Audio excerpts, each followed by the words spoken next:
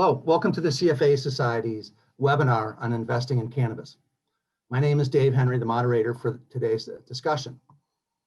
As an investor, it's been very fortunate to get into on the ground floor of investment opportunity. The cannabis business clearly looks like that rare opportunity for my clients to be involved with a burgeoning business that would grow up to over $100 billion of an industry. Apparently, we have other folks to feel the same way.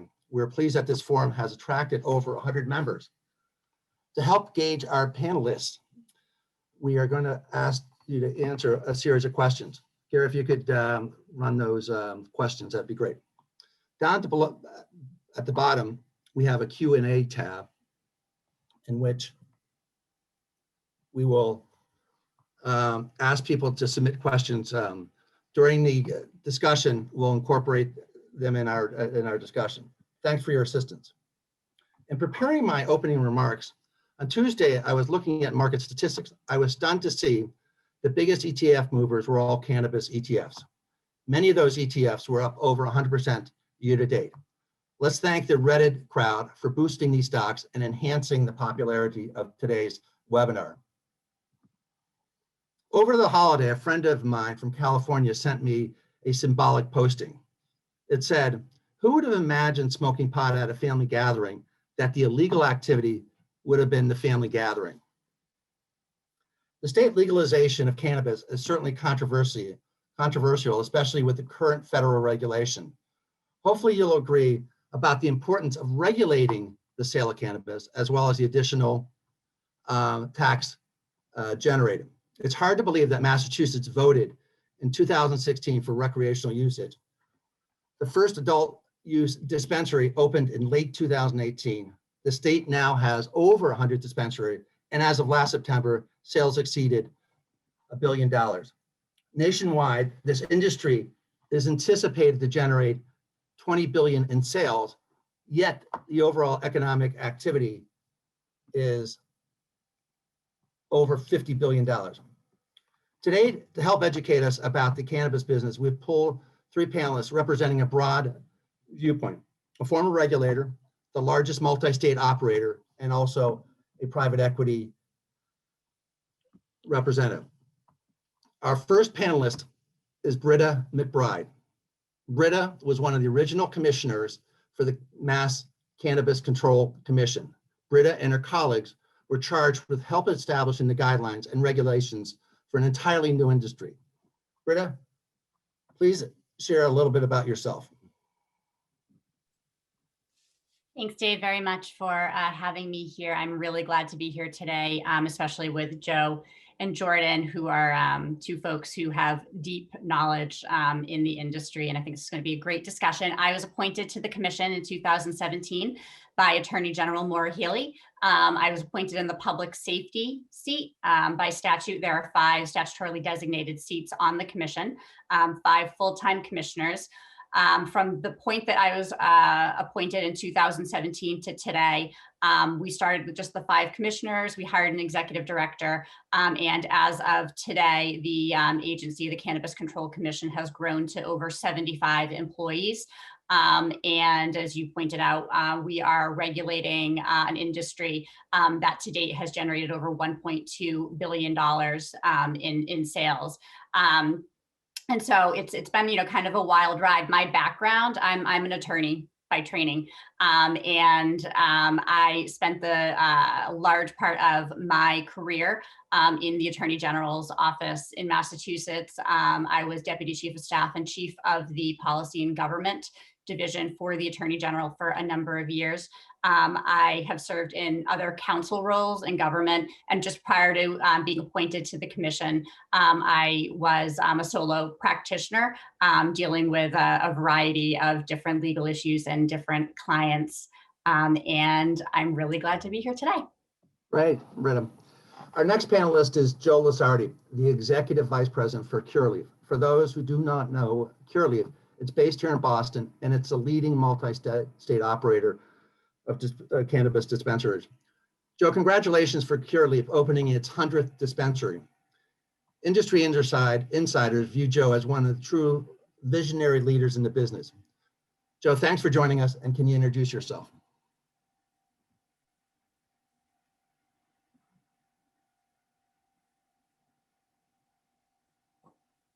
Oh, there we go. I couldn't unmute myself. Thanks. Good to be here with everybody today, with Brett, Jordan, and David. Thanks for having me. I'm the executive vice chairman of Curaleaf and the co-founder. I was the CEO for the first 5 years, only to hand over the day-to-day responsibility to our new CEO, Joe Banna, on January 1st. We're the biggest cannabis operator in the country. We operate across 23 states. We now have 100 dispensaries open nationwide. And we're the biggest cannabis operator in the world by revenue, and certainly by profitability. I think from our perspective, we feel that the cannabis industry is only really in the second inning domestically, and not to speak of international opportunities. So we're very excited to be leading the sector, and think there's a lot of really exciting things on the horizon. Thanks, Joe. Hey, Jordan Euclid is from Denver and is a partner in Key Investments, a cannabis-related private equity fund. I personally want to thank Jordan for serving as the catalyst for this forum. Jordan has presented about cannabis business to numerous CFA society. I was really quite disappointed that Boston was behind the curve. For those that are curious about Jordan's surname, yes, he is related to Boston Red Sox royalty. Jordan?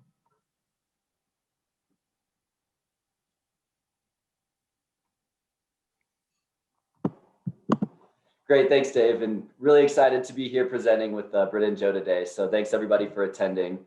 Yes, Kevin is my claim to family, our family claim to fame. He's a cousin of mine. But yeah, really excited to be participating in this panel, talking about the cannabis industry with you all today. As Dave mentioned, we've presented to a whole host of other CFA societies, and I think this is really timely because cannabis, I think, is an investment asset class, has received a whole ton of renewed interest following the November elections, and as Joe alluded to, probably even more importantly, the January runoffs with the Dems taking control of Congress.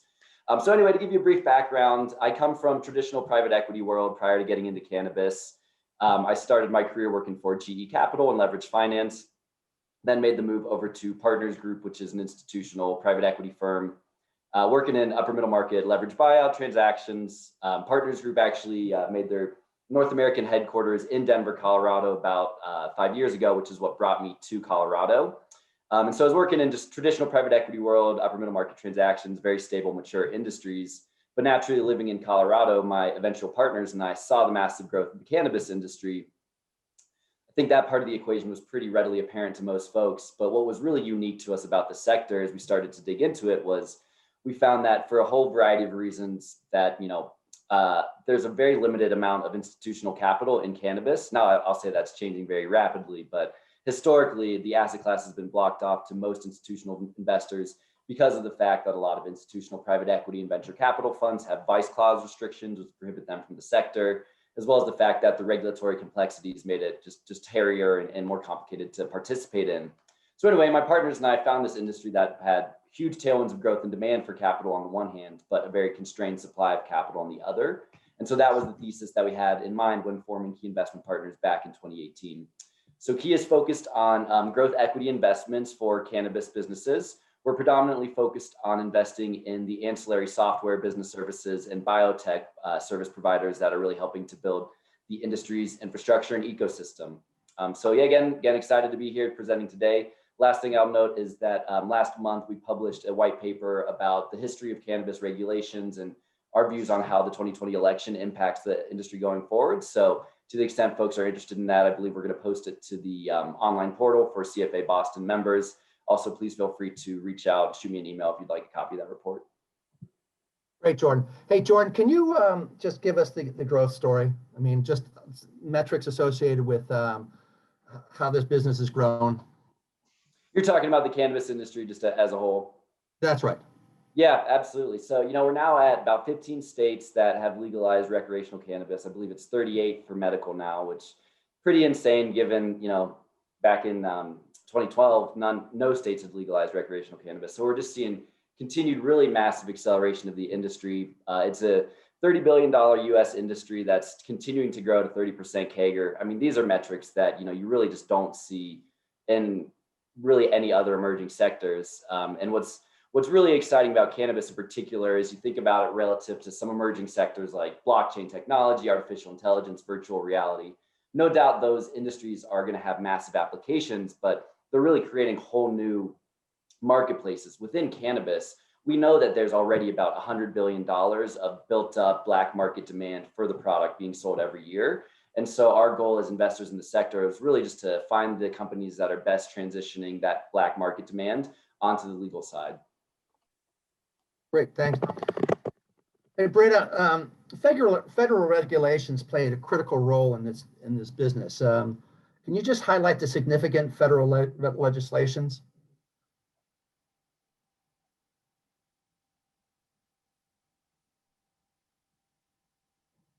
There we go. So sorry about that. So there is, I can't overstate the importance of the past election and what it is going to, Joe and Jordan have touched upon this, but what really is going to, I think, kind of happen moving forward with regard to, regulations or lack thereof at the federal level. So, it is known, right, that cannabis is federally prohibited. And both the Controlled Substances Act as well as the scheduling of cannabis are sort of the two pieces that kind of control that at the federal level. Now, moving forward, I think it is foreseeable and it's almost certain that in this legislative cycle, we are going to see a piece or pieces of legislation that are going to seek to change that. And so one of the things, very recently that has been discussed is Majority Leader Schumer, Senator Booker, and Senator Wyden getting together and putting forth a comprehensive piece of legislation that is going to, I think, very likely touch on other pieces of legislation that have been filed in the past that have had varying degrees of success. And those include pieces of legislation like the SAFE Act, the States Act, and the MORE Act. So I think any piece of comprehensive legislation is probably going to incorporate all or parts of those different pieces of legislation. So the Safe Banking Act, in a nutshell, would allow banks and credit unions to handle transactions for legal state licensed cannabis businesses without fear of federal sanctions. Because, as we said, marijuana is still considered illegal under federal law. Right now, the state of play is that without this type of legislation or something like this, cannabis businesses don't have broad access to traditional loan products. And many businesses are forced to keep large volumes of cash, which is problematic, right? From a safety perspective, it's problematic from just a record keeping perspective. And so the United States House overwhelmingly passed the SAFE Act in 2019. It stalled in the Senate. This has a bipartisan support from attorneys general throughout the United States and from state treasurers. I think that this is very likely going to be a really key part of anything that's put forward. The States Act would exempt people or entities acting in compliance with state laws that regulate cannabis. And that would really allow for states to sort of make their decisions about how best to regulate cannabis.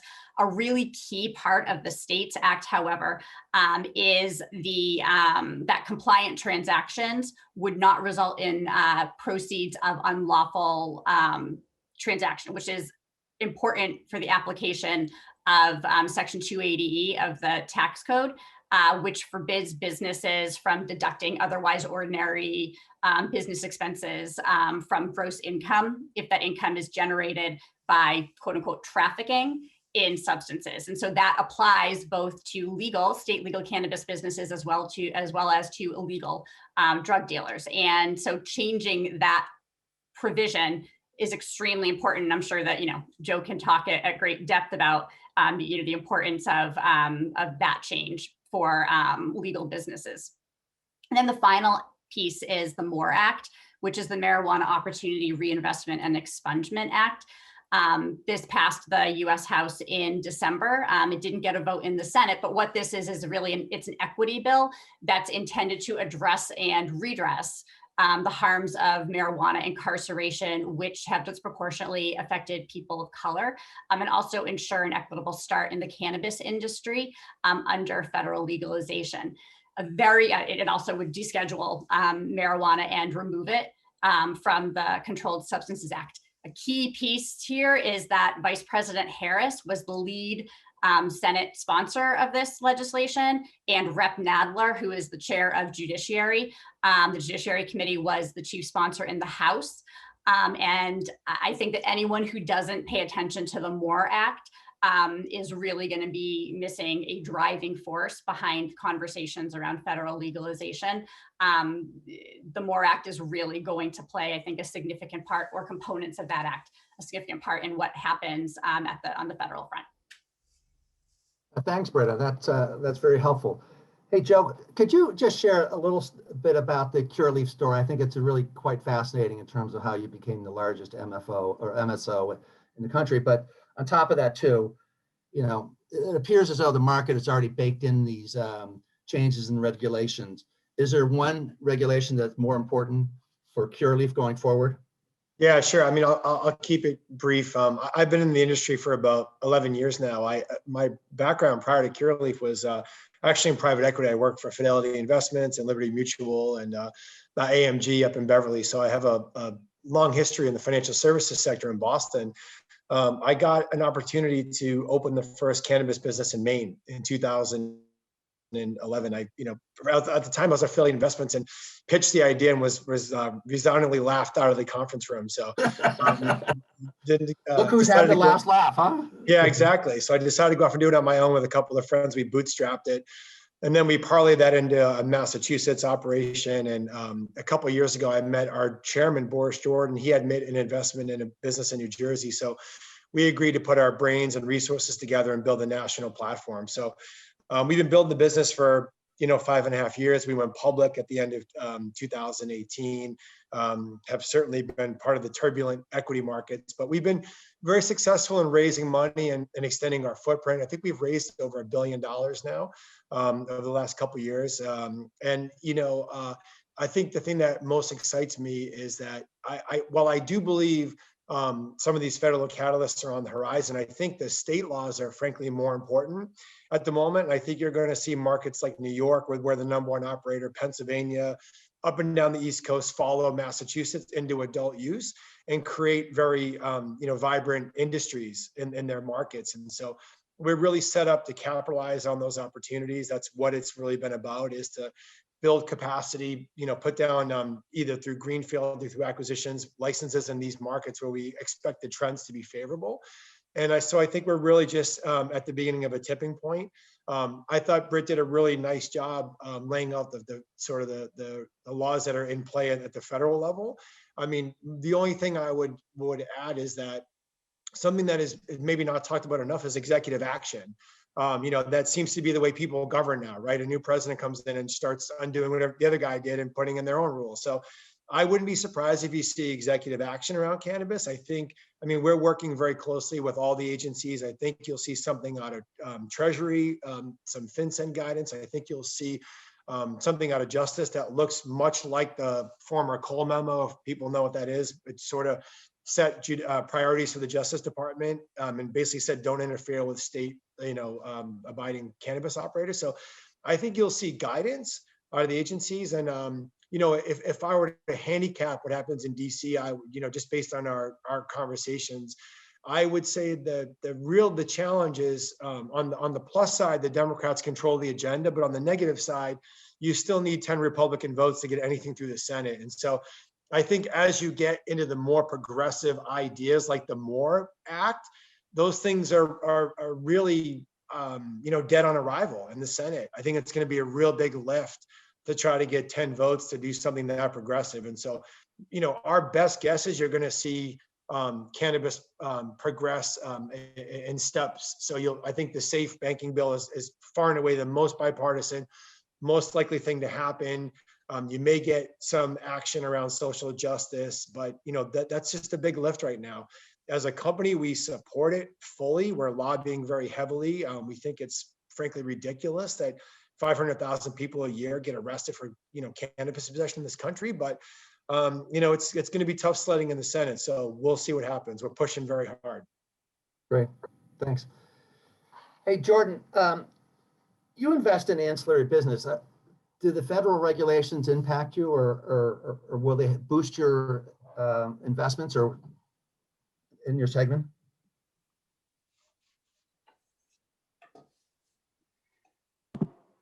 Yep, great question, Dave. And so just to give people on the line a little bit of definition. So when you talk about the cannabis industry, people tend to bifurcate it between plant touching operations, which are businesses like Curaleaf that generate revenues directly from selling flowers. So be that cultivators, distributors, dispensaries, branded products, anything that you need to actually have a license to own and operate and sell the product, right? And then there's a whole host of other businesses that are really supporting the industry, which we consider ancillary businesses. So the software, the business services, like I said, the biotech companies that generate the majority of the revenues from plant touching businesses, but because they don't themselves sell cannabis, they face a whole host less of regulatory and tax issues that plant touching businesses have to deal with. So to answer your question, Dave, we certainly think that federal legalization does help ancillary businesses as well, just because it's a positive for the whole industry, right? And so these companies are all generally derivatives of the plant touching businesses. So anything that is generally an improvement for plant touching operations is going to trickle down to these ancillary software and service providers. And I think, though, to kind of echo what Joe was saying earlier, from our company's perspectives, a lot of what's happening on the state level is really more important today than big sweeping changes at the federal level, just because as more states come online, it just makes the size of the market much bigger for our cannabis operations, right? So you saw in November, New Jersey, Arizona, Montana, and South Dakota all legalized recreational cannabis. New Jersey and Arizona in particular were really important because they've got the 11th and 14th most populous states in the nation.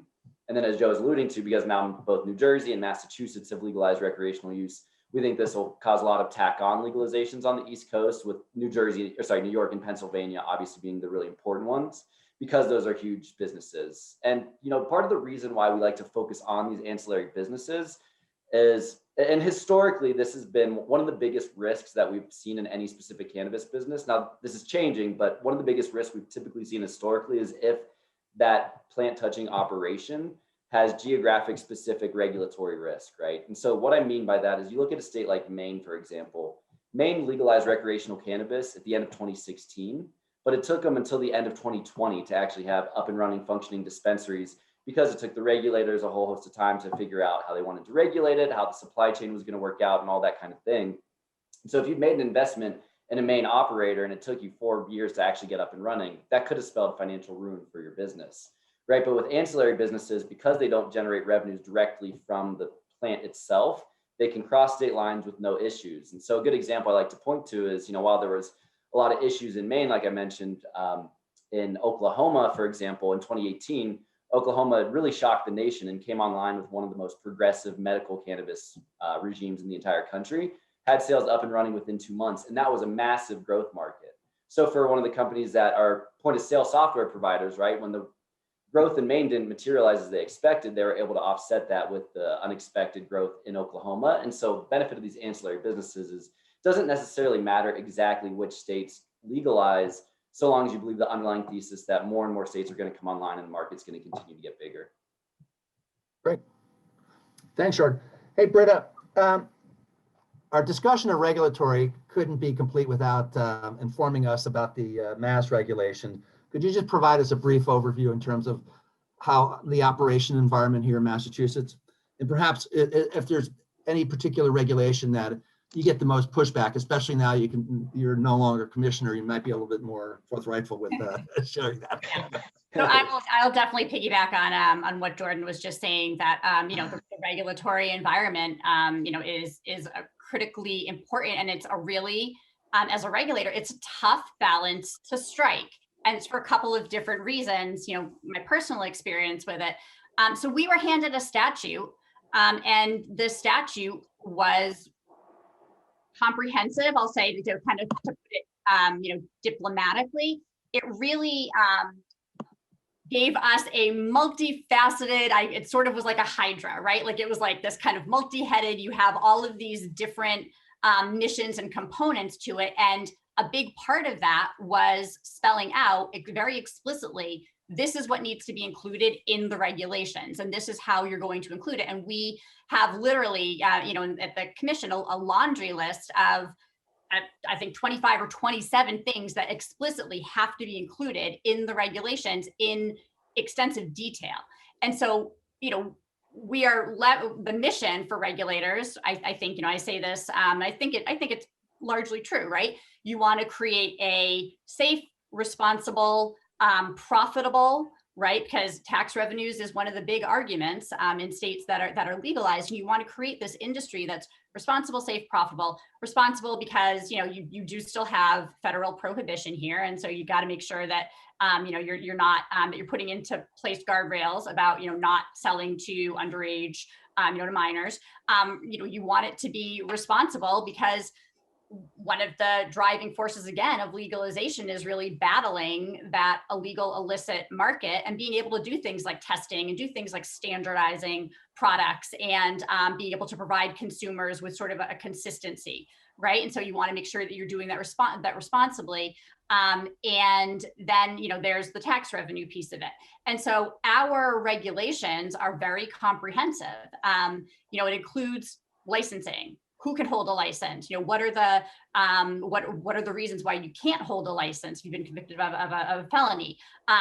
It includes things like background checks and control requirements that are spelled out in statute. In Massachusetts, for instance, we have a rule of 3, which basically says that a person or entity can have a controlling interest in up to 3 licenses in the major categories: retailer, cultivation, product manufacturing, and medical.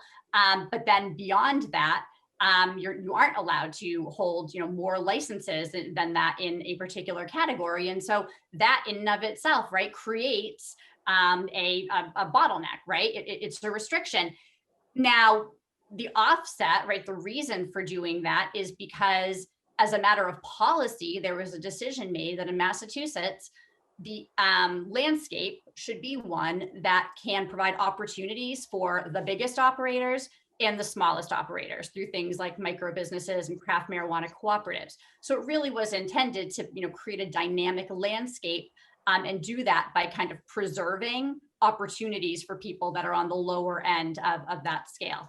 Our regulations include extensive requirements around operations. I mean, everything from security, seed to sale tracking, which is something that's common across all of the states, record keeping, product label, advertising, all of these components that make it a sound regulatory environment in the absence of federal regulators like the FDA.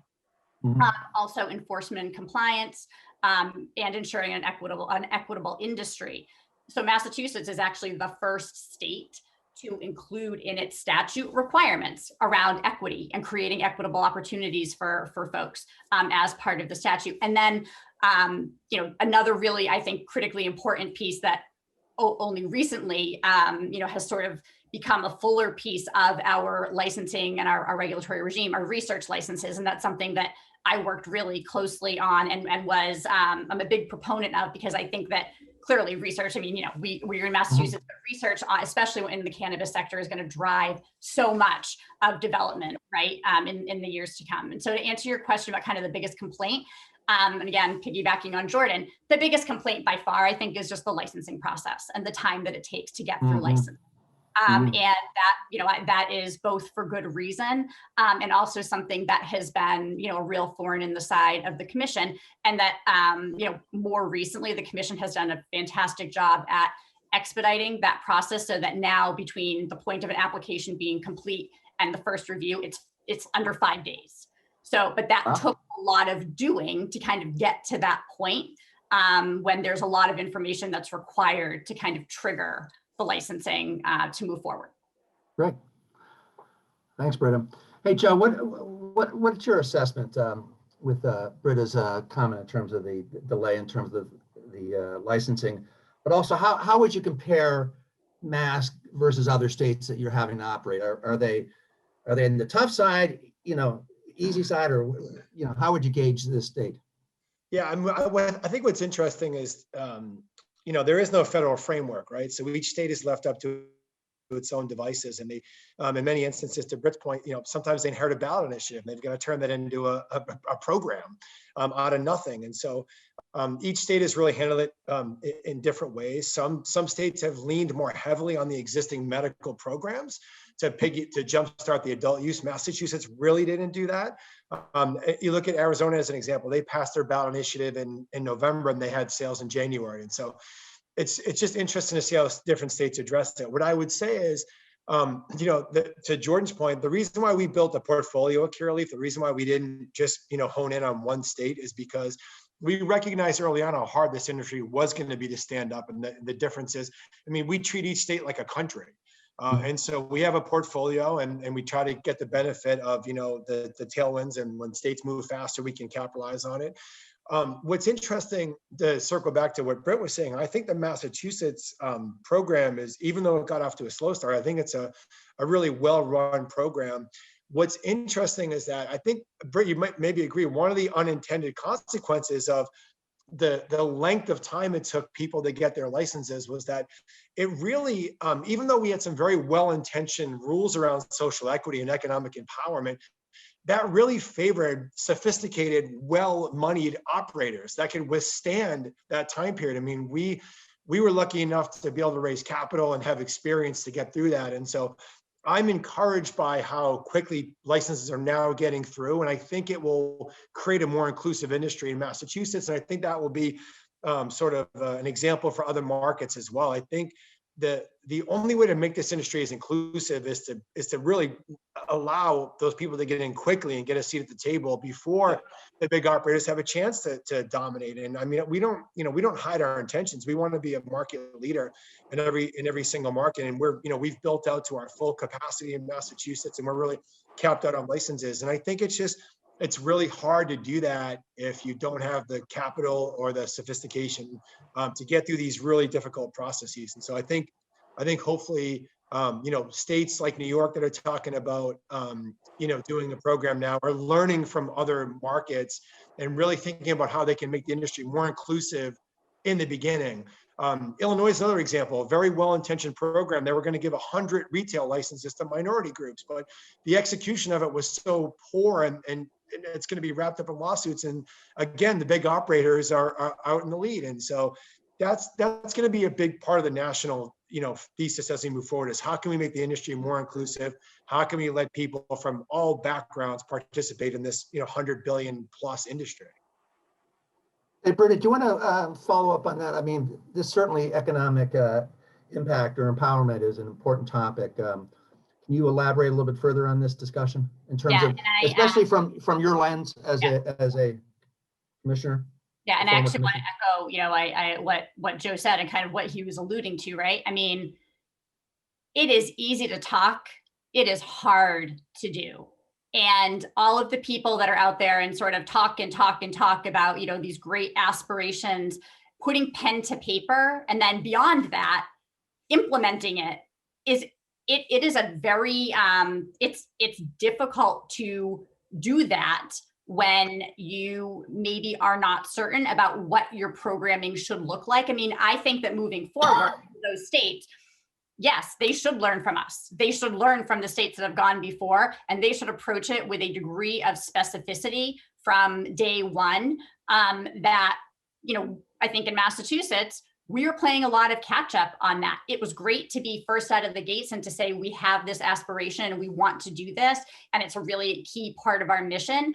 But then, talking about it and doing it are two very, very different things. So I can talk about, in Massachusetts as the first state, in statute, equity is one of the pillars of our state legal industry. And so one of the, we sort of took an approach to this, that the focus of equity was really on providing benefits to individuals from cities and towns where there were disproportionate arrests and incarceration as a result of marijuana related crimes. And it would make sense then that those individuals who were most impacted should, receive the benefits and get some prioritization when cannabis became legal at the state level for adult use. And so the form that took was the commission establishing sort of two major components. One is the economic empowerment priority application, which would basically allow applicants who are certified as economic empowerment applicants to cut the line in terms of licensing and sort of be able to get to the front of the line when their application is complete. And then the second part, and the part that gets talked about, I think the most, is the social equity program that we established that provides tangible training and technical assistance to individuals who want to own a cannabis business or work in the cannabis space. And it's intended to really kind of provide a boot camp. But one of the issues there is that, one, there's a matter of funding, right, at the level of to operate that kind of program. Two, it still doesn't give those entrepreneurs entree to what they need, the capital that they need, part of what we're here talking about today, in order to run those businesses. And I think that, we really, there need to be a lot of different components to those programs, because it cannot be expected that a state is going to be the one that you're not going to be able to provide someone with the level of, education and the technical support that they're going to need to just kind of operate a business. You can give them, some of the foundational pieces, but you're going to need more beyond that. And so I think that, states that come online after Massachusetts that are thinking about equity really need to be thinking about this, from top to bottom. What does your programming look like? What are the supports that are there to help provide that programming? What are you doing about things like incubators? That's something where, states kind of take different approaches, but incubators can be a really critical part of creating, equity here. So I think that, there's a lot to learn from what Massachusetts has done. And, we are still very much building our program. And I can, talk about the other components as we sort of move along in the program about things like delivery and things like that. Sure, good, wonderful. Good. Hey, Jordan, there was a question that came in, Mm-hmm.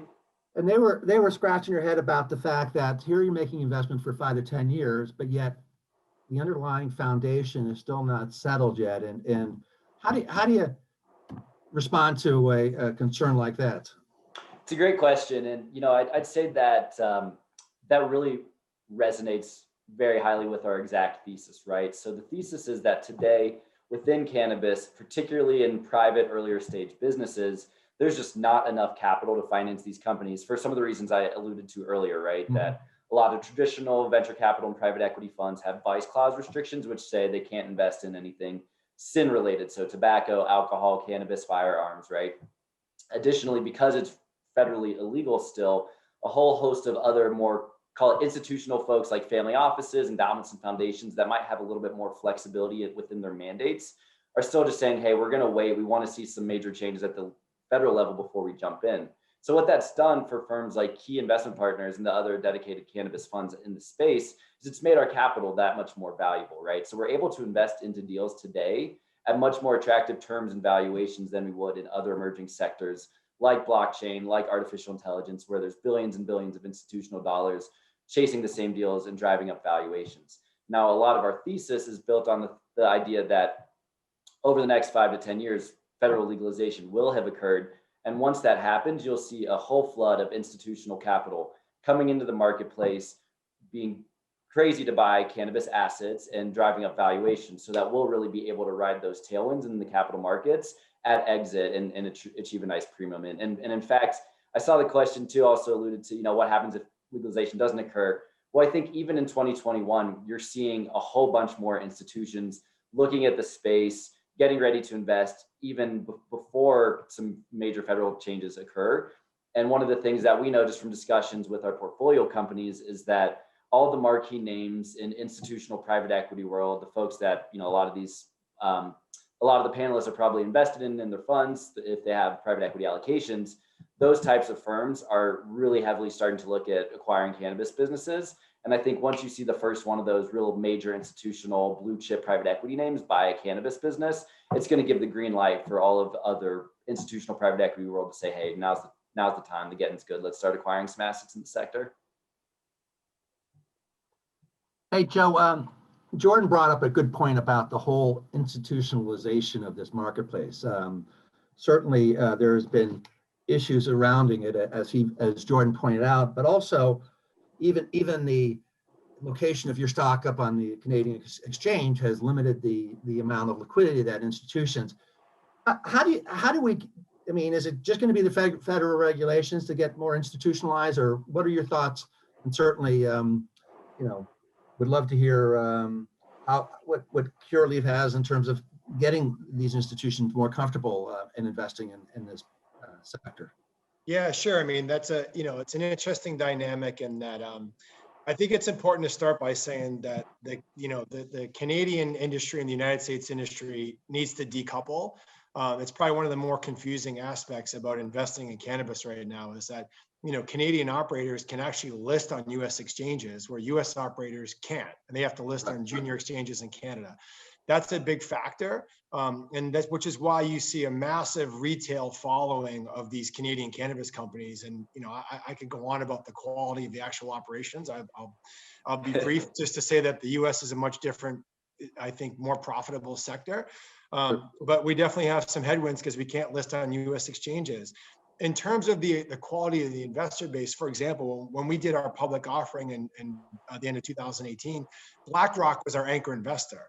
We have gotten institutional, frankly, of the 400 million we raised, 90% of it was high quality institutional money. And we just did a capital raise in January. We did a $250 million equity raise, also 95% institutional. So the institutions are there that want to own the sector, but you see a huge retail following right now of Canadian companies, and which is why you see the stocks go up and down 50%, in a week. This whole Reddit short squeeze phenomenon is now playing itself out in these Canadian operators. So it's an interesting dynamic. What I would suggest is that, for any investor, I would go back to things that, most people do, which is look at the fundamentals of the companies. Really understand where they operate. Even in the United States, I think it's important to understand market by market, to Jordan's point, where they operate, what the market dynamics are. California is not the same as Massachusetts. It's not even in the same universe in terms of how the programs operate, the profitability, the quality of the way that the markets are run. And so it's important to really drill in, understand where people are operating, and then, make your decisions based on that careful analysis. The US market will continue to attract high quality institutional investors. The big catalyst will be listing on a US exchange, which will require a change in federal law. I think when that happens, there will be, conservatively billions, if not trillions of dollars that are going to look to invest in this sector. The long onlys, the big funds are all doing work on the space, even if they can't invest today. And I think that will be a big catalyst when it happens. Right now, the biggest issue is the federal state conflict creates a lot of compliance issues for funds. And there's actually even prime broker issues. Like, for example, Pershing won't custody the shares at the moment. So you have a bunch of prime brokers that won't custody stock, and that makes it harder for people to invest in the sector. But all that will shake itself out, we believe, in the next, call it 24 months. Well, thanks. No, that's, like I said, I think once they are US domiciled, or at least on the exchanges and stuff like that, not only will you get the float, but you also have the regulations associated with that listing and stuff like that. Right. Britta, you brought, as part of your discussion in terms of empowerment, you alluded to this home delivery.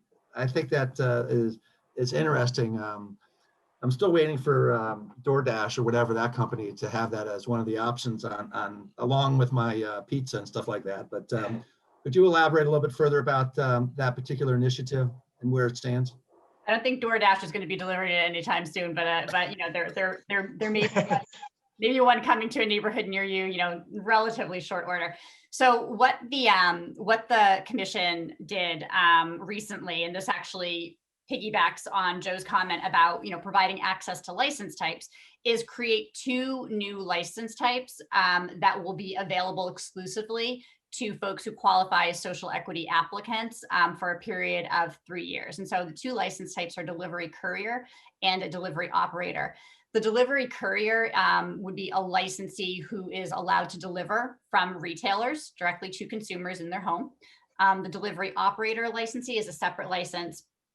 That licensee would be able to wholesale from product manufacturers and cultivators, micro businesses, craft marijuana co-ops, and be able to warehouse and to white label product and then deliver directly to consumers. That license type is one that I am unaware of its existence in any other jurisdiction at this point in time. We are the first to stand that up. I worked really actively on these regulations, as I was leaving the commission. And, I'm really proud of sort of us getting out in front of this and trying to push a little bit on this. The reasons for these two licenses are sort of twofold. One is that our regulated market continues to see competition from the illegal market in more than we should. And I think that, there are a few reasons for that. But one is that the illegal market can beat us at convenience. Two is that the illegal market is beating us on price. We need to meet consumers where they are. So we need to be filling that gap. And I think, one way to do that, to take business away from the illegal market, is to meet consumers where they are and provide this access. The second, in my view, our promises about equity were not being fulfilled. And I think that we needed to kickstart that. And this is our way, one way that we are able to do that and to offer a tangible benefit to entrepreneurs who want to get into this industry in a meaningful way. Thanks. No, that sounds, your point is well taken in terms of the convenience that the black market does provide. Hey, Joe, first of all, I want to commend you for your efforts with the disabled veterans and their rights to use cannabis in their treatment. I want to give you a platform to elaborate a little bit further on your efforts in that direction, but also let's talk about the medical use of marijuana, true medical use. Yeah, thanks, David. I appreciate you highlighting that. I mean, it's something that's very personal to me and our company. It's one of the pillars of our corporate social responsibility program, which is to say that, there are more than 20 million veterans in this country that don't have access to legal cannabis. And use of that jeopardizes their ability to get benefits, to hold jobs, go to the VA, and it's a disgrace. It's a national stain that we're trying to change. We know because we have a huge veterans community that veterans can benefit greatly from cannabis from chronic pain, PTSD, etc.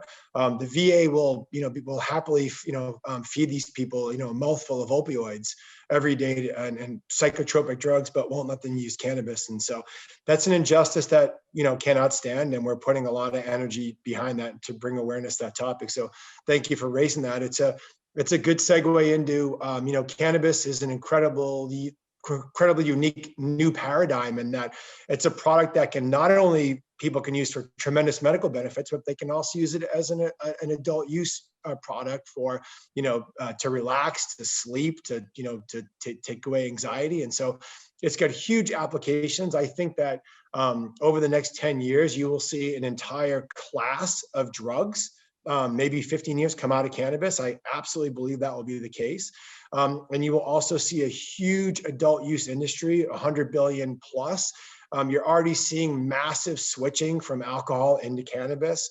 I think you're going to see things like ready to drink beverages and form factors get huge traction over the next couple of years. And so this is a really exciting time to be in the industry. Our company was started with the mission of helping people lead better lives through the use of cannabis. And we're largely still today a medical company, but we very much have embraced the adult use application of cannabis and believe it's a safer alternative to alcohol, to opioids, to a lot of other things people use to live their lives better. And so we're big supporters of the adult use of cannabis, and we're grateful for markets like Massachusetts that allow us to get our products out there and educate people on why we think our products are better alternatives to, say, alcohol. And I think that switching is going to keep happening. And as a result, I think, cannabis will become a massive mainstream product. And I think what Britt said is really important. I mean, I've said this from day one. The biggest competition in this country right now is the black market. I don't even think about what GTI or Cresco Labs or anybody else is doing. I think about switching people out of the black market into the regulated market, because it's a massive, massive opportunity. It's at least $100 billion opportunity. And the reality is the products that we make are safer and better for people. And I think that's a really important hallmark. And I think age gating is also important. I mean, a drug dealer doesn't care if you're 16 or 17. He's going to sell you that product, and probably worse than that once he gets you on marijuana. And so we have to take this out of the hands of drug dealers and put it into a regulated market, and it'll create a huge amount of jobs, tax revenue, and fulfill a lot of these goals that we all have collectively to create a huge, vibrant industry. Great. No. Hey, Jordan, your thoughts about the pharmaceutical use of cannabis, and do you anticipate that will be a potential investment with your fund? Yeah, it's a great question, Dave. And I think Joe, really touched on a pretty critical part of the industry, right? And so as people think about what is cannabis going to disrupt, I think there's certainly, and we're seeing it already, is going to be some moderate disruption to both the alcohol and tobacco industries, right? You typically see in states that have legalized, alcohol consumption goes down about 5%. Tobacco, you're seeing hemp cigarettes is a huge major alternative to folks who've historically smoked cigarettes. But at the end of the day, I think the industry that's going to be the most highly disrupted by cannabis is the pharmaceutical industry. And in fact, you've seen in a lot of states that have legalized cannabis that opioid deaths decline by about 25%, because folks that are recovering from minor surgeries don't necessarily need to turn to these very addictive, very powerful opioids to treat their pain, right? Cannabis can be a great alternative for that. And in fact, historically, the pharmaceutical industry has really been one of the biggest impediments to major cannabis legislative reform, as they've argued and lobbied very highly against the cannabis industry. Now that again is also changing. I think they're finally taking on the mentality and they see the writing on the wall of if you can't beat them, join them, and so are now actively looking into ways to get into the cannabis industry. You've seen that with pharmaceutical companies like GW Biopharma, who created Epidiolex, which is the first FDA-approved drug to treat some forms of seizures. And so I think that that's only going to continue to accelerate. But I think a big part of the issue with the pharmaceutical cannabis industry today, what people don't realize is that, when states typically legalize medical cannabis first, but medical cannabis today we view as kind of, a lot of times it's even just a workaround to recreational cannabis, or the medical purposes it can be used for are very generic ailments like nausea, like insomnia, and that sort of thing.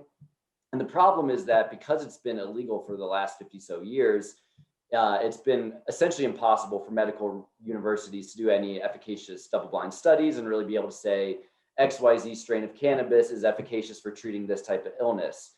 Now that's finally starting to change as well, but the point I bring all this up is to say that in a lot of ways, the recreational cannabis markets is much further along than the medical cannabis market. So I think that as you start to see some real research being done, some proven track records of pharmaceutical drugs with cannabis being used for specific diseases, you'll see the industry develop into really medical 2.0, and it becoming a much more industrialized medical alternative.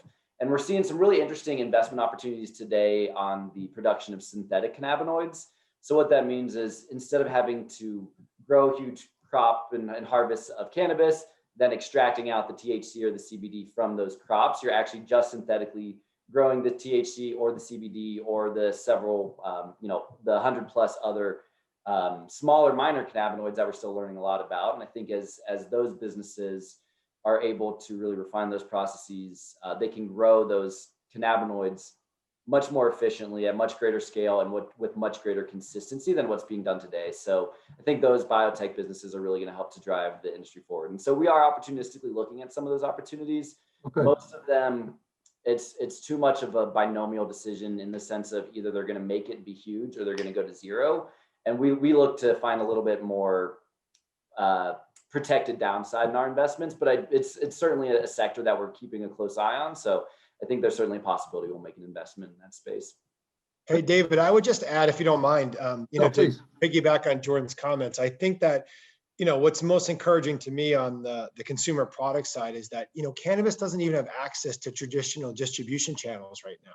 You can't trial cannabis. You can't use traditional distribution. You can't sell it in big box. And so I think as those avenues open up, you're going to see even more switching to alcohol, away from alcohol. I'm just a big believer in that because of, you look at, I think a good analogy is just even in the seltzer market. I mean, look what seltzer did to beer. And now if you think about the potential of having a product that doesn't, damage your organs, gives you no hangover, has no calories, and can help you relax, I think that's going to be a very big category that has just barely scratched the surface because of where the industry is today. But as an example, our CEO came out of, Snapple. It's no coincidence he was a CEO of Voss Water. Hopefully you can read between the lines that we see this as a very, very big category for the future. And so we're pretty excited about how that develops. Hey, Joe, I couldn't agree with you more in terms of the hypocrisy associated with alcohol and marijuana and stuff like that. Rarely do I ever find people who are using marijuana to be speeding in their car. If anything, they get tickets. They showed Tom Brady. Did anybody see the video of Tom Brady getting off the boat yesterday? And he couldn't even. I know. And I watched the Super Bowl with my son and sat through 57 beer commercials glorifying, getting drunk. And yet cannabis is still sold, in a setting. It's ridiculous. Right.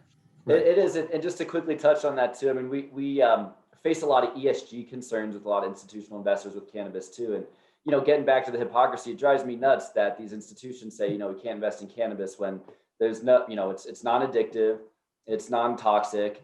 We've seen clearly that there's a whole host of medicinal applications for the product, yet those same institutions that can't invest in cannabis for ESG concerns have no issues investing in Coca-Cola or Nestle when heart disease and obesity is, the biggest killer in the United States. So it's frustrating, but it is what it is. It's part of the history of the demonization of cannabis. And, it's what folks like Britta, Joe, and myself are working to do to change that stigma and help people understand what really this plant is.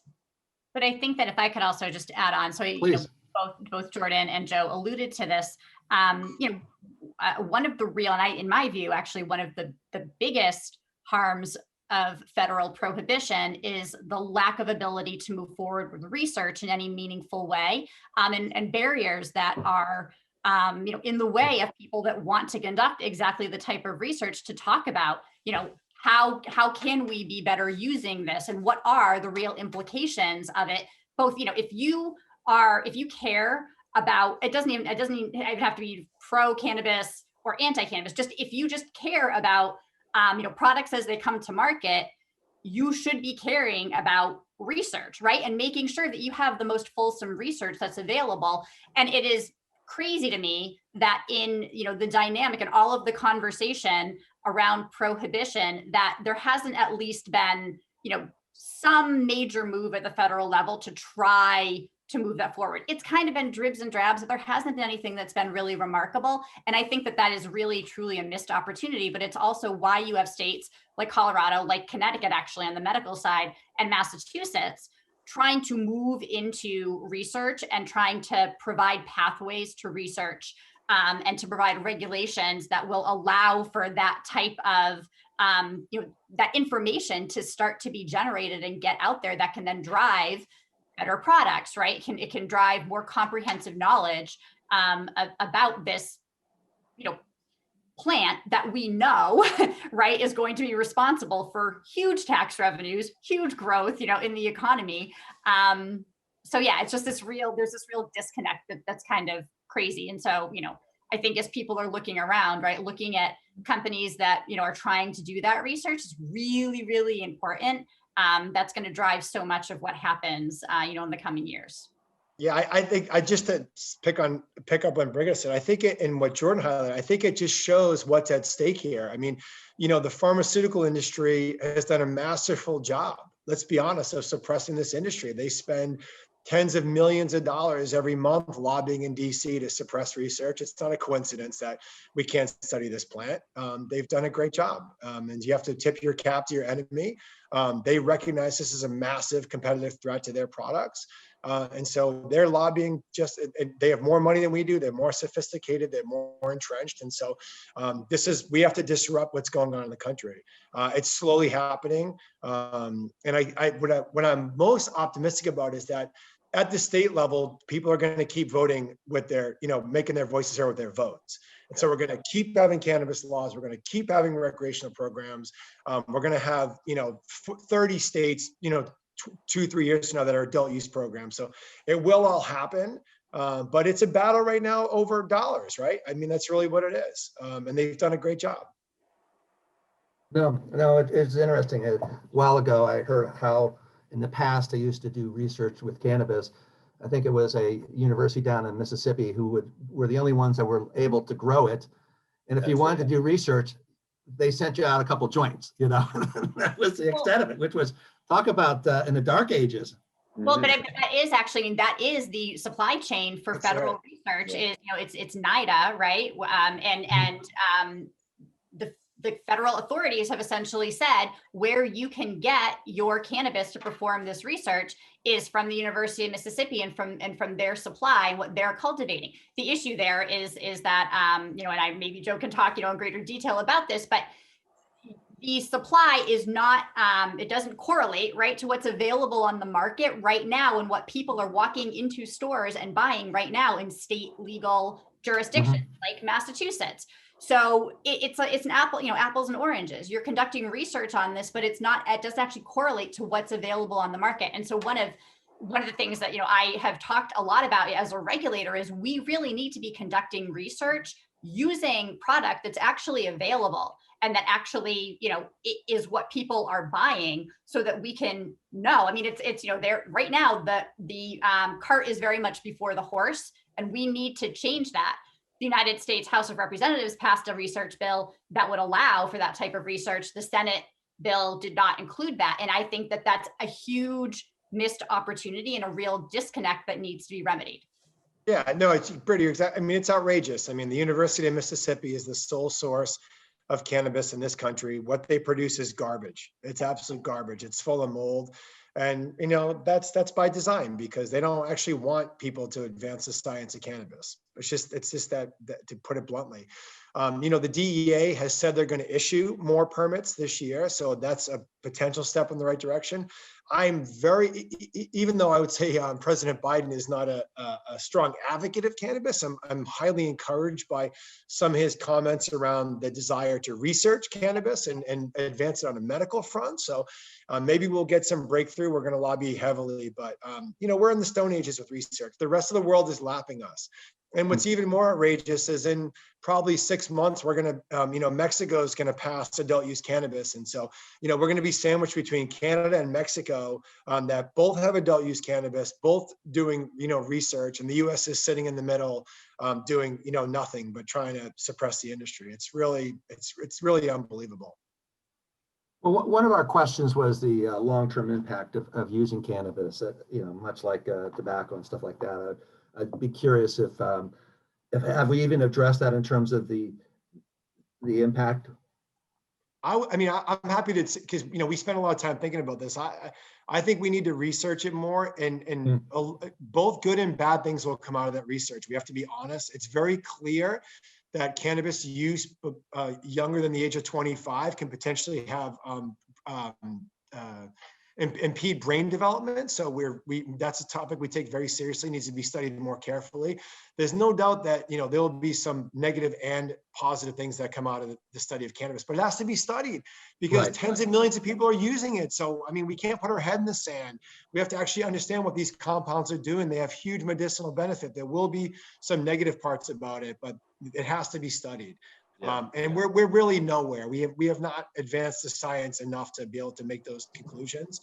But you know, what we do know just through our 100,000 plus patients we serve a month is that there are massive medicinal benefits. Full stop. People that have MS and seizures and chronic pain, and appetite suppression, all that, benefit greatly. And we need to understand why at the level that we can either synthesize or create products that more specifically meet those needs of the patients. Yeah, and just to hop in there, I saw there's also a question similar to this one around driving and operating heavy machinery. And I saw the head of the UCLA Cannabis Research Center present a couple years ago, and apologies if I get the specific numbers wrong, but what he was effectively saying was that if you're driving high, you're about 2 times more likely to get in an accident. If you're drunk, you're about 8 times more likely. And if you're texting, you're about 12 times more likely. So I think that just kind of puts a little bit of perspective on it.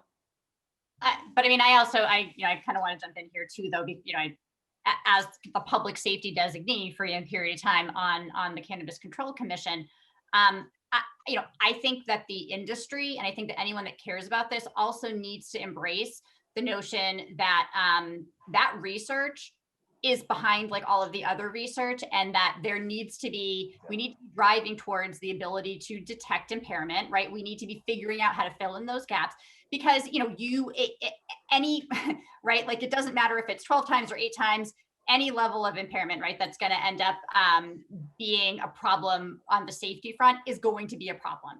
And so the industry and everyone who cares about it should be as interested in that type of research, funding that type of research, and driving that type of research. Yeah. And like Joe was saying, not burying your head in the sand and not looking away from it, saying, this is what happens, this is how we do this safely and responsibly, and taking cues and learning real lessons from the things that the alcohol industry did that were not helpful, right? Yeah. The ways that it was marketed that were not helpful, and learning from that, right? And so that is, as a regulator, you know, people want to say it's black or white, right? It's good or bad. And we just, that's not the case in my view, right? And I think that we need to be just ripping off the Band-Aid and saying, we need to do more on this. We need to find out more about this. So we need to be equipped to deal with the public safety and public health consequences, and, you know, own that. Hey, Joe, one of your strategies with Curaleaf is branding of products. And certainly that is a major, you know, innovation, given that most of these products are sold based on characteristics and stuff like that.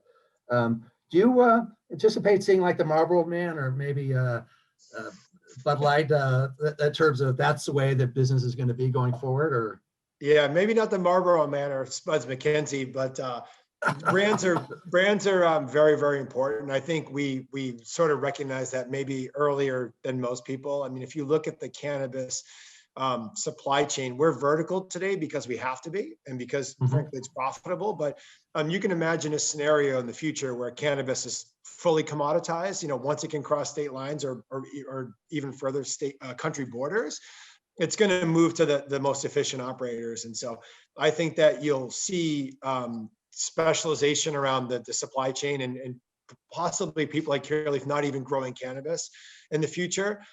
We really believe that the brands have the most value in the supply chain.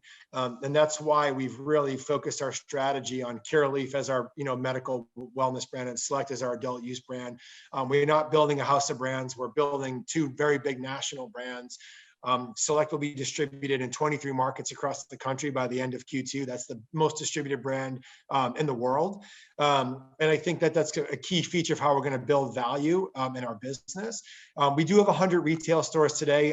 You know, you could imagine that could maybe double, but that doesn't get us all the way to omni-channel distribution. I mean, our goal is to have Curaleaf products distributed in pharmacies and big box around the country, and ultimately Select as an adult use product be distributed through other distribution channels that could, you know, mirror alcohol or sit right beside an alcohol product in a store. So that's where we're going with it. The retail stores are really just extensions of our brands today. They're a way for us to educate our consumers, but it's not really where we see a lot of growth in our business. So that's kind of what we're building. And, you know, we think that, you know, going back to the federal side of things, I think that as you see the conflict between federal and state law, you know, end, you're going to see all these mainstream distribution channels open up. You know, I guess 7 or 8 quarters ago, before the FDA kind of put a wet blanket on the CBD industry, we had to deal with CVS. We were distributing our products in CVS and Safeway. And, you know, that has kind of retreated, but that will come back again. And you'll see cannabis products right next to aspirin, right next to, you know, muscle rubs in mainstream channels. That's all going to happen. A few questions. Let's go through this. Someone wanted to know a little bit about investment metrics for the section. What should you be paying attention to? Either Joe or Jordan, do you have any thoughts about that? Yeah, I can kick it off with some of the metrics that we really focus on. So again, Key is more focused on the software and the business services investments and the plant touching ones, although I'll be happy to touch on some of our thoughts on plant touching metrics. But so with more of the software type services, you know, we analyze opportunities just like traditional VCs that focus on software businesses, right? So we really look for Number one is the revenue recurring, right? Like, is this a software that the underlying dispensaries or cultivators or whoever the end customer has, are they subscribing to it? Are they locking into long-term contracts? Are they not attriting from that software? Because we obviously want to see a very sticky customer base. A big part of the value proposition of software plays is that once a customer is on the platform and if they like the product and it's working for them, it's very difficult for a competitor to come in and displace them. Obviously, we're looking for revenue growth, right? The industry is growing really rapidly. So we want to see companies that are, at least outpacing the broader industry from a revenue growth perspective. But we also really like to focus on efficient growth. So there's a rule of thumb in software investing called like the rule of 40, which says you look at your revenue growth and then you add to that the EBITDA margin of the business today, right? So if you're growing really fast, but you have really negative margins, that will bring it down, versus if you're growing really fast, but operating profitably, that's obviously much more attractive. So we look for those types of metrics. Cash burn is obviously incredibly important for the type of startup businesses that we're looking at, because we need to make sure that they have enough runway to keep going and burning, until they achieve profitability. Additionally, we know that raising capital in cannabis has very significant ebbs and flows, in the sense that, end of 2019, you saw a pullback in the Canadian public markets, the vape crisis hit. Then you combine that with COVID in 2020, where people were just much more conservative with their asset allocation. And it was a really tough and challenging environment. So companies that needed to raise capital had to do it at less attractive terms. Now that switch is flipped with the elections and the Georgia runoffs. And so capital is much more readily available today, but that's not necessarily going to persist. So we always have to think about what the capital markets environment looks like. And then, I think from a plant touching perspective, again, the focus is and should be, I think, on combining growth with profitability, right? There are folks that we've seen in the industry. One of Joe's competitors that will remain nameless, but I think was very focused on growth above all else. Maybe the founders weren't running the business properly, almost went bankrupt, and the debt providers had to come in and really take over the reins. And so you did see that a little bit in the industry. But I think the folks like Curaleaf, like Trulieve, and GTI that are really growing effectively, focusing on very great core markets, have the top line growth, but are also focusing on generating positive cash flow is really where you should be spending your time looking for opportunities. Joe, any comments? No, I would largely agree. I mean, I think again, I think it's important to decouple, plant touching Canada versus US. In the US, I'll speak to specifically, I think that, profitable growth is important. As a company right now, we really view this as a growth market. And so, obviously we want to be profitable. We're running at good margins, but it's not our number one goal at the moment. It's really important for us to get our distribution out as widely as we can to capitalize on these future catalysts. And so I think that as we scale, our margins will improve even further. But this is still very much a growth story. And again, it's not mutually exclusive. I would draw. I mean, again, I don't normally do this, but I just would have people look very carefully at the Canadian operators. I would characterize most U.S. markets as supply constrained. The supply dynamics are very strong, favoring the operators.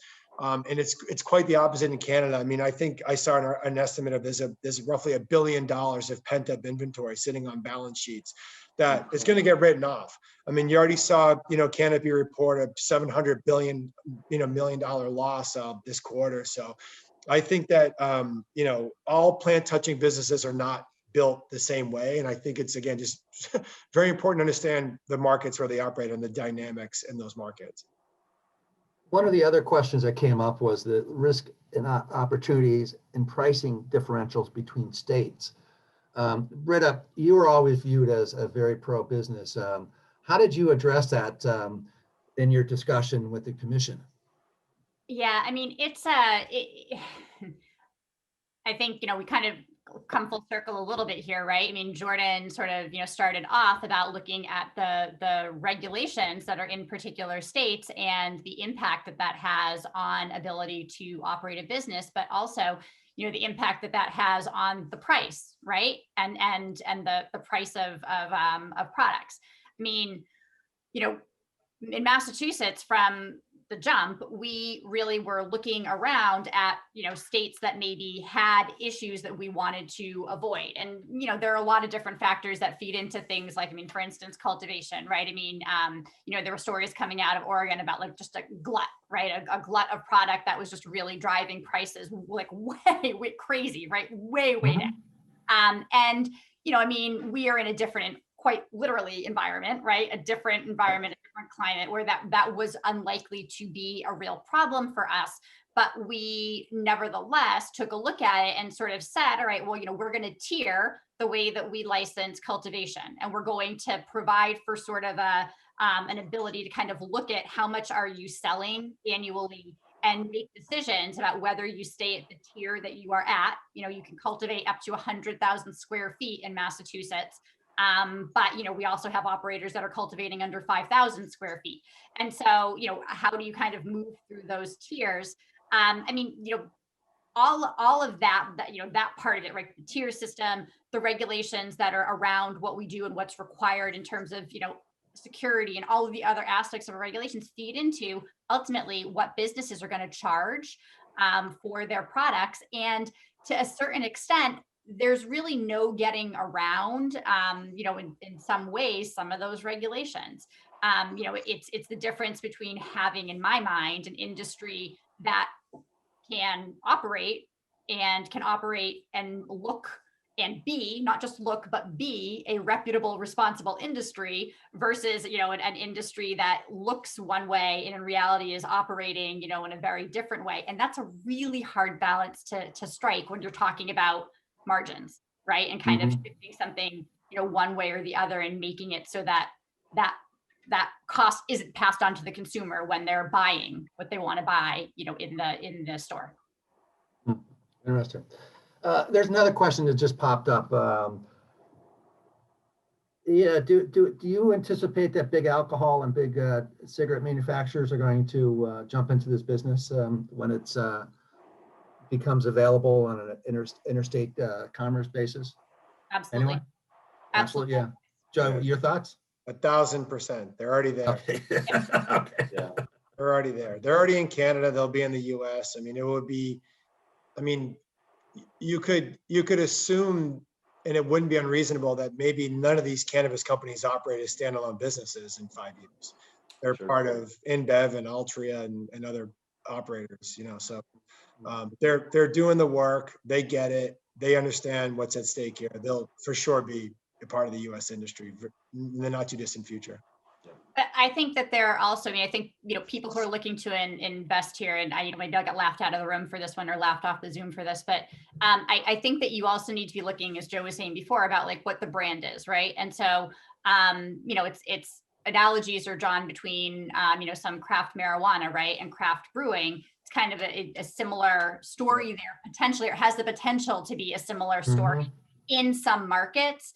Is that going to drive the larger story if there is federal legalization? I don't know. But, in particular markets, are you going to end up with businesses that are doing really, really well in their segment of the market? That's, it's a possibility. In Massachusetts, I know, we like our craft brew, right? Like we like our craft beer, and people will seek that out and do seek that out, and will look at, what is this local business? I want to spend my money there. And it's not just during COVID, right? I think that, there is sort of that mentality depending on where you are. I agree. I think alcohol is probably a pretty good analogy. You're probably going to have, the Budweisers of the world, and you're going to have the microbrews. And I think they'll all have a place in the industry. Yeah. Someone who has found our seminar to be quite enlightening wanted to know where they could get more information in terms of from a sell side firm or research. Can Joe or Jordan share some of the more reputable sources that you found, like a brokerage firm or? Sure. Yeah, I'd say, from a, longevity perspective, Cowen has really been Cowen, one of the very respectable middle market banks to be covering the space. So Vivian is, I'd say, one of the most well-known sell-side researchers in the industry. Outside of that, Canaccord Genuity is a Canadian bank that's really been paving the way and leading the charge on a lot of cannabis businesses. But now you're seeing most pretty respectable middle market banks covering the sector too. So Stifel, Houlihan Lokey, Moelis, Piper Sandler, they've all got Oppenheimer. They've all got folks in cannabis teams in the space now. So so they're all jumping in. The bulge brackets are still in general not yet jumping in, but I'm sure they'll be soon to follow shortly thereafter. Yeah, I would just add Pablo at Cantor does a great job, and Matt McGinley at Needham might be one of the most dialed in analysts in the country. So there are some guys that are definitely getting up the curve. I think the U.S. Analysts are doing a really good job tracking the sector. Well, we're getting close to our allotted time. I was wondering if each of you want to have any closing remarks about from an investor standpoint. Britta? I just want to say thank you for having me. I really enjoyed this conversation, and this is it's a market that is poised for growth, right? I mean, I think that we are just seeing the tip of the iceberg on this, and as someone that has gotten a couple of years experience as a regulator, I'm really excited to see what happens, and I'm excited to see the good that can come out of more legalization here, and what it's going to mean economically. I think that it could be a real benefit to states. I think that there's a lot of possibility here, and I'm just really excited.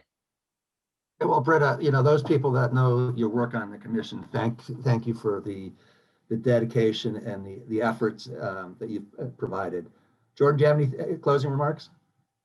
Yeah, just want to reiterate what Britta was saying, and thank everybody for joining the call today. I think for folks who are interested in investing in the cannabis industry, please feel free to reach out. We'd love to share some additional thoughts on our thesis and strategy. I think there's really never been a better time to invest in the industry. The writing is very clearly on the wall, in our opinion, that it's just a matter of when, not if it occurs. Legalization occurs federally. So for folks who are willing to and able to invest in the industry prior to that happening, you should be able to ride some pretty significant tailwinds and valuations following the repeal prohibition. Once again, Jordan, thank you very much for your participation, and especially giving us a kick in the butt to get this program off the ground. Joe, any thoughts? Yeah, just thanks for having me. I really enjoyed the conversation. In terms of advice, my advice is free, so you get what you pay for. I would just say that, I think that obviously we're bullish on the sector. If you're trying to time the markets, God bless you. But, this is a long-term thesis for companies like Curaleaf, GTI, TrueLeaf. This is probably at least a 5 to 10 year strategy. And I think it's going to, pay off handsomely. But these are emerging markets, and so there'll be a lot of volatility. But I think the long-term thesis is really strong. Right. And I think that's a great point, Joe. I mean, a lot of folks, I think, especially in legalized states, can have the misconception that the industry is further along than it is. I mean, we're probably, as Joe said earlier, bottom of the second at best. So for folks who are interested, take a deep look, because this is a very legitimate, very early business industry. Great. Hey, Gary, if you can, I don't know how many of those questions got answered. How many people did poll when we polled them? Had invested in this? Oh, okay. Oh, so it was pretty evenly. I mean, it's close. That 46% had invested and 54 had not. So about half and half. Good. And that was the only one that we made it through, right? Okay. Well, once again, I thought the conversation was extremely stimulating. I appreciate everyone's time and energy for this this session. Take care. Thanks, Dave. Thanks. Take care. Bye-bye. Everybody.